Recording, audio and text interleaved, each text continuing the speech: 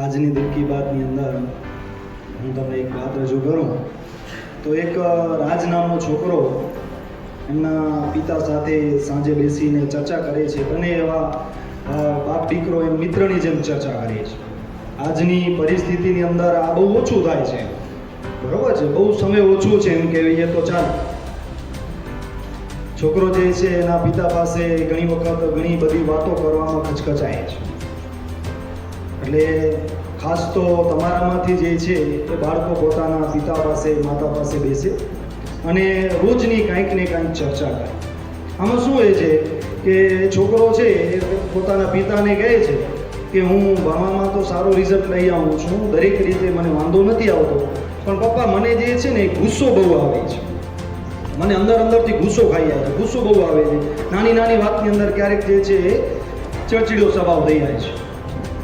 તો એના પિતા એમને જે છે એક હથોડી આપે છે અને ખીલીઓનું બેગ આપે છે, આ લઈ જા અને તને જે છે ને એક લાકડાનો જે દરવાજો હોય ને દરવાજામાં તમને જે છે ખોલી નાખવાનું, જે પણ જે તને આવે ગુસ્સો આવે ત્યારે એ ખીલી જે છે એની અંદર ઠોકી દેવાની છે. તો એક દિવસ ગુસ્સાની અંદર એણે એ લીધો અને એક દિવસની અંદર એણે 35 ખીલીઓ ઠોકી દીધી, બરોબર છે. એમ કરતાં એ રાજને એમ થાય છે કે આ કામ તો બહુ અઘરું છે અને પોતાના ગુસ્સા પર કાબુ લાવવાની જે છે કોશિશ કરે છે. અને એક સમય એવો આવે છે કે મહિના પછી એ દરવાજો એ છે ને એ દરવાજાની અંદર એને એક ખીલી ઠોકવાની જરૂર પડતી નથી. એનો મતલબ ગુસ્સો એનો એકદમ કંટ્રોલમાં આવી જાય છે, કાબુ કરી લે છે. તો પપ્પા પાસે જાય છે કે પપ્પા મને હવે એમ કે જરાય ગુસ્સો નથી આવતો અને મને આજે તો એક ખીલી ઠોકવાની જરૂર જ નથી પડતી. પહેલાં તો પિતા ખુશ થાય છે અને એમ કહે છે ઠીક છે, હવે તને એમ કરવાનું છે કે જ્યારે ગુસ્સો ના આવે તને જે છે ખીલી કાઢી નાખવાની. એમ કરતાં જે છે એક સમય એવો આવે છે કે દરવાજામાં જે છે બધી ખીલીઓ નીકળી જાય છે. ફરી પપ્પા પાસે રાજી થઈને જાય છે કે પપ્પા બધી ખીલીઓ નીકળી ગઈ, મને જે છે ગુસ્સો નથી આવતો, એકદમ બરોબર છું.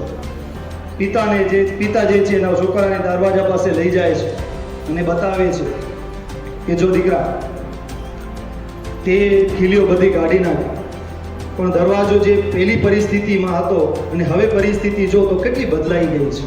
તો કે આ બાપા હવે તો બહુ ખરાબ લાગે છે અને છિદ્રો કેટલા બધા થઈ ગયા છે. તો પિતા એના દીકરાને કહે છે કે જો ગુસ્સો છે ને આ જ વસ્તુ છે કે તમે કોઈને ઘણી વખત એવા શબ્દો કહી રહ્યો છો, ઘણી વખત તમે એવી વાત કરી નાખો છો, બરોબર છે, અથવા એને વઢી લો છો. તમારામાં બહુ ઘણી વસ્તુ બને છે.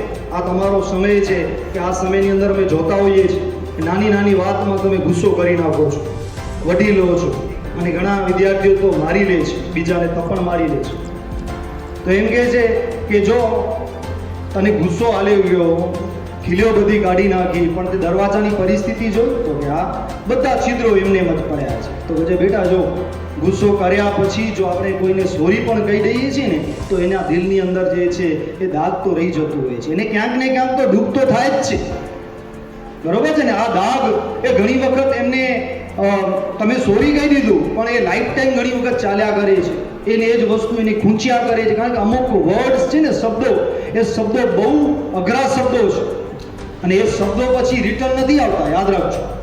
ઘણી વખત તમને કોઈને થપ્પડ મારી લે છો એ ભૂલાઈ જાય છે, પણ આ જે કહેવાલા શબ્દો છે એ શબ્દો લાઈફ ટાઈમ એ બાળકને અથવા એ વ્યક્તિને ખૂંચતા રહે છે.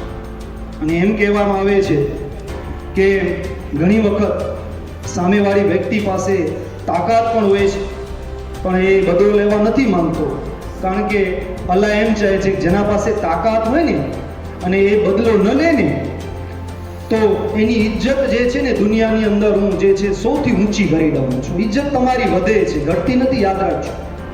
બરાબર છે, તમારા ઘણી તાકાત હોય કે તમે ઝઘડો કરીને એને બદલો લઈ શકો છો, એને જે છે એ તમે માફ કરી દો, માફ કરતા શીખો.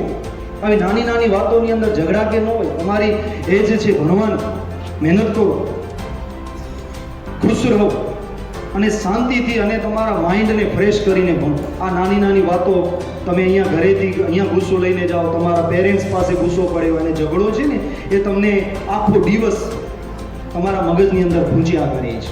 એટલે આપણા મગજને ફ્રેશ રાખીએ, સ્વસ્થ રહીએ, મહેનત કરીએ અને તમારું જે છે નામ રોશન કરો. Thank you so much.